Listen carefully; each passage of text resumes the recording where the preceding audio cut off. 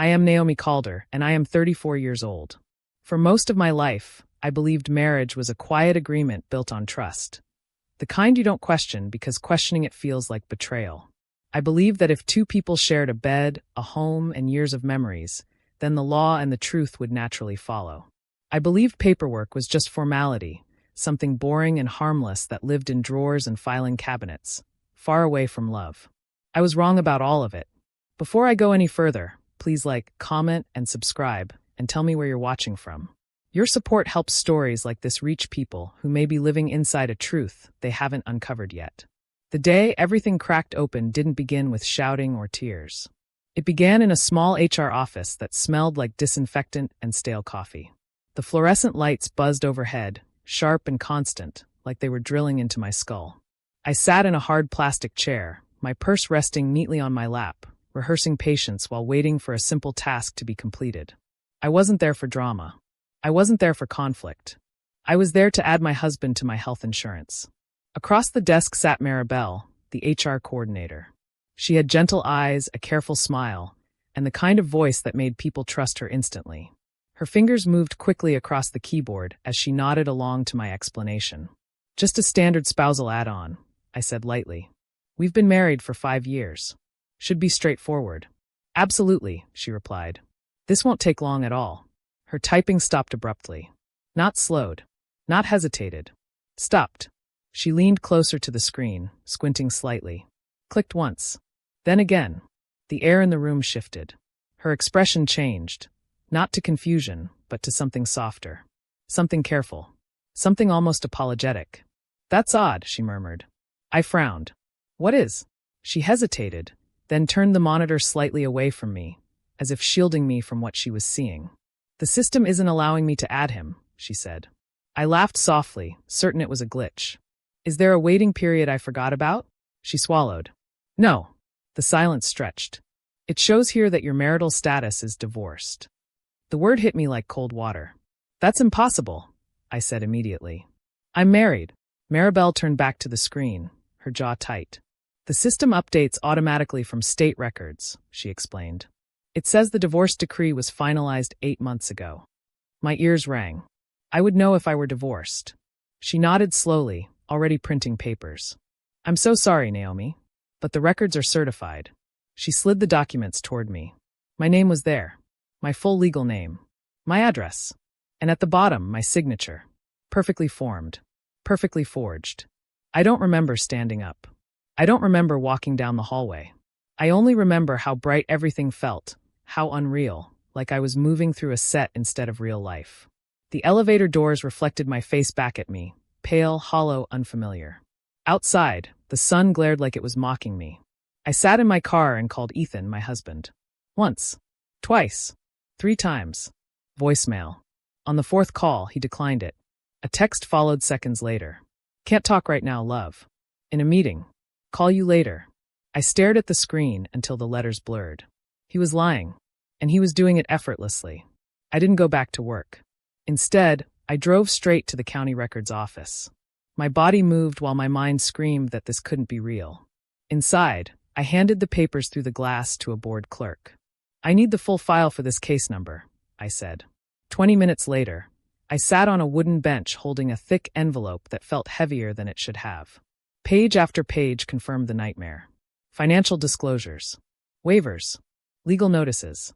My forged signature appeared again and again, precise and confident. The documents claimed I had been served 6 months earlier, personally. On that exact date, I had been in Lisbon, celebrating my wedding anniversary with Ethan.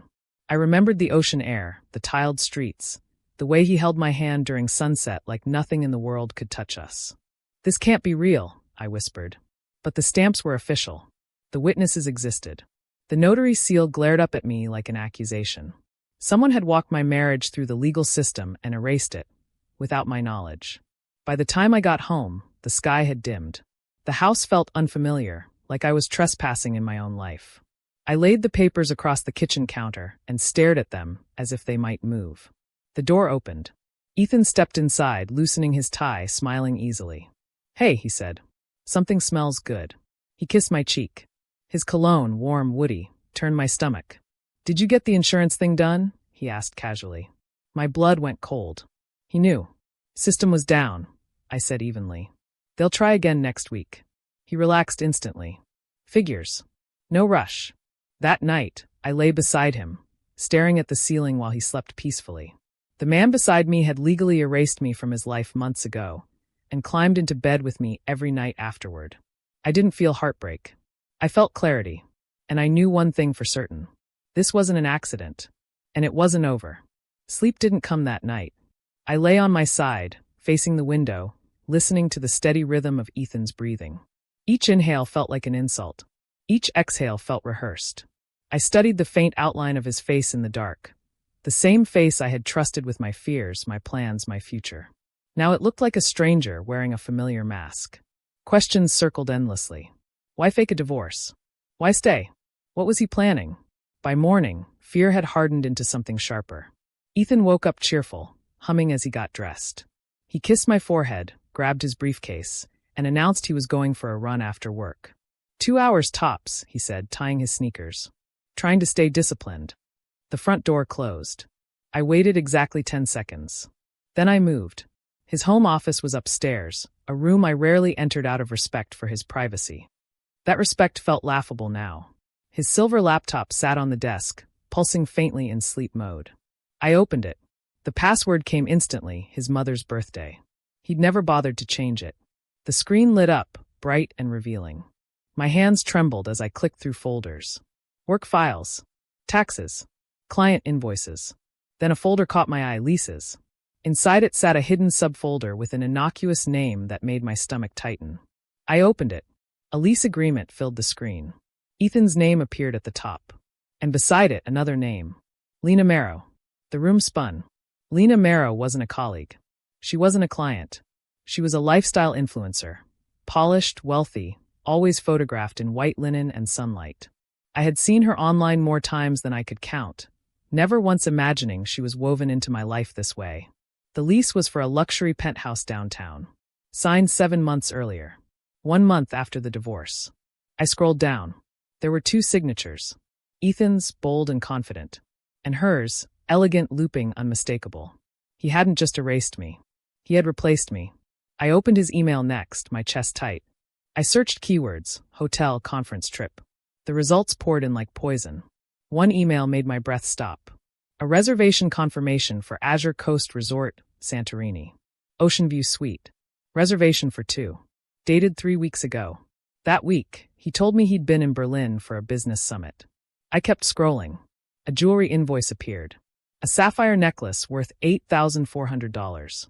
Purchased the same week he'd handed me a discounted kitchen appliance for our anniversary, apologizing for being busy. Something inside me snapped. This wasn't heartbreak anymore. It was betrayal with intent. Then I found the file that made my blood turn to ice. Property transfer, draft 3. It was a deed. Transferring ownership of our home. From my name to a company I'd never heard of. Iron Vale Holdings LLC. My signature sat at the bottom. Perfect. False. He's trying to take the house, I whispered. The truth slammed into place with brutal clarity.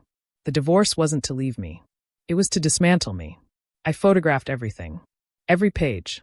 Every signature. Every timestamp. I worked quickly, methodically, like someone trained for disaster.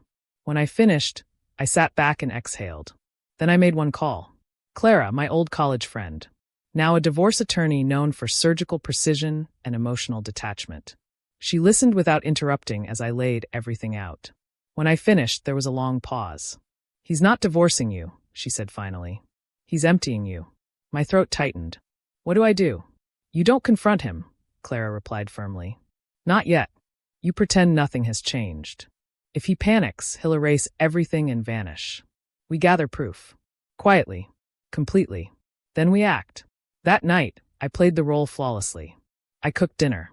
I laughed at Ethan's fabricated stories. I listened while he spoke about clients who didn't exist. He kissed me goodnight and fell asleep without a care in the world. I lay awake, staring into the dark. I wasn't the betrayed wife anymore. I was watching him. Saturday morning, he left early again. The moment the garage door shut, I was back at his laptop. This time, I went deeper, bank statements, browser history, hidden PDFs. Then I found it. Power of attorney. It granted Ethan full control over my finances. My forged signature stared back at me for the third time in 2 days. "Oh my God," I whispered. He had planned this meticulously. For months. I copied everything to a flash drive, my heartbeat steady now. Cold. Focused. The progress bar hit 92%. Then I heard the garage door. Panic surged. Footsteps echoed downstairs. "Naomi," he called. The progress bar crept to 100%. I yanked the flash drive out and closed the laptop just as he appeared in the doorway. I was folding laundry. "Didn't expect you home," he said casually. "Just catching up on chores," I replied. He smiled, fooled completely. Later that night, I sat in a diner booth across from Clara. Beside her sat another woman, leather jacket, sharp eyes, calm presence. "This is Ria," Clara said. "Private investigator." Ria slid a tablet toward me. Photos filled the screen. Ethan and Lena together. At restaurants. Jewelry stores. The penthouse.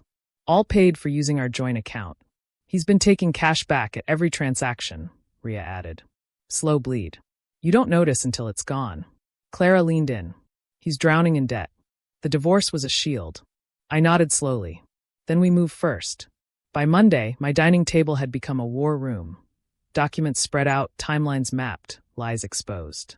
Every forged document led back to Ethan. "This isn't infidelity," Clara said quietly. "It's fraud." That night, alone in the kitchen, I stared at my reflection in the window. The woman looking back wasn't afraid. She was ready. Morning arrived with a strange calm, the kind that settles just before a storm. The house was quiet, almost respectful, as if it sensed what was coming. Ethan left early again, mumbling something about a downtown meeting. The garage door closed, and with it went the last thread of denial. There was no fear left, only resolve. The phone buzzed before noon. Clara's name lit the screen. "He made a move," she said without preamble. "Tried to secure a loan using the house as collateral. Forged your signature again." The words landed heavily, but they didn't surprise. They confirmed what had already been proven. "Can he sell it?" came the question, steady and controlled. "Not yet. We're filing an emergency injunction today. He won't get past the clerk's desk." Another pause. "There's more," Clara added. "He opened a new credit card in your name. Limits $18,000. Statements are going to a P.O. box registered under his LLC." So that was it. The final layer. Not just erasing a marriage, rewriting a future. "Freeze everything," came the reply. "Let him feel it." By afternoon, the locks were changed, the accounts frozen, the credit bureaus notified. Every quiet theft he'd relied on slammed shut at once. The house stood firm, legally protected. For the first time in months, control returned, not slowly, but all at once. 3 days later, the trap snapped shut. His car pulled into the driveway earlier than usual. The engine cut off. The door slammed. Footsteps rushed toward the house, sharp and uneven. From the kitchen window, the tension in his shoulders was visible, his confidence already cracking. "Naomi," he called, rattling the front door. "What's going on?" The security panel lit up softly. Calm fingers pressed the intercom. "Back door," came the response. "Front locks have been changed." The moment realization hit him was unmistakable. Confusion twisted into panic. He circled the house like a man searching for air. Inside, the kitchen was immaculate. Papers arranged neatly on the island. 2 chairs waiting. He burst through the back door, face flushed, eyes wild. "Why can't I access my accounts?" His voice trembled despite the anger. "My cards are frozen. My phone won't stop alerting me." "Talk to your attorney," came the reply, level and detached. "Or your notary." He scoffed nervously. "This isn't funny." "Oh, it's not," Clara said, stepping into view from the hallway, a thick folder in her arms. "Please sit, Mr. Calder." The room shifted. Authority replaced chaos. "This is ridiculous," he said, forcing a laugh as he dropped into the chair. "I can explain everything." "There's nothing to explain," Clara cut in. "You forged signatures.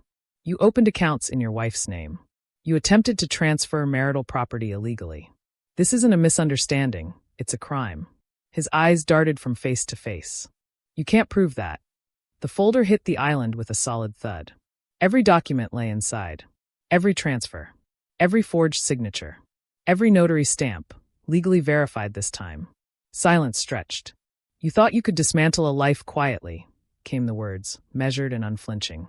"You thought love made someone blind. You were wrong. His hands clenched into fists. Listen, he pleaded. This got out of hand. I just needed time.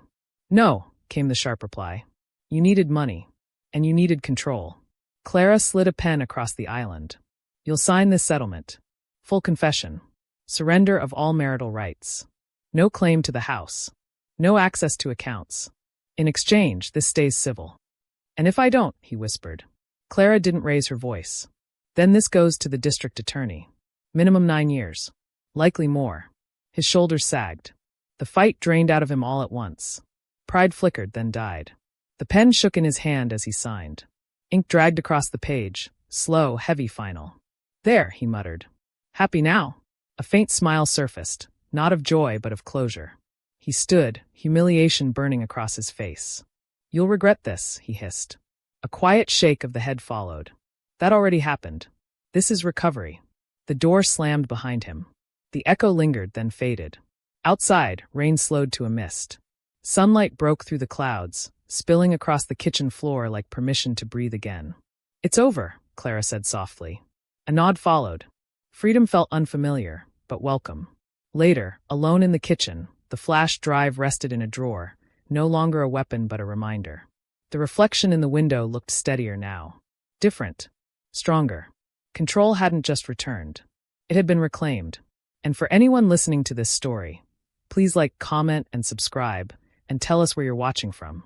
Stories like this reach farther when shared, and you never know who needs to hear that reclaiming your life is always possible.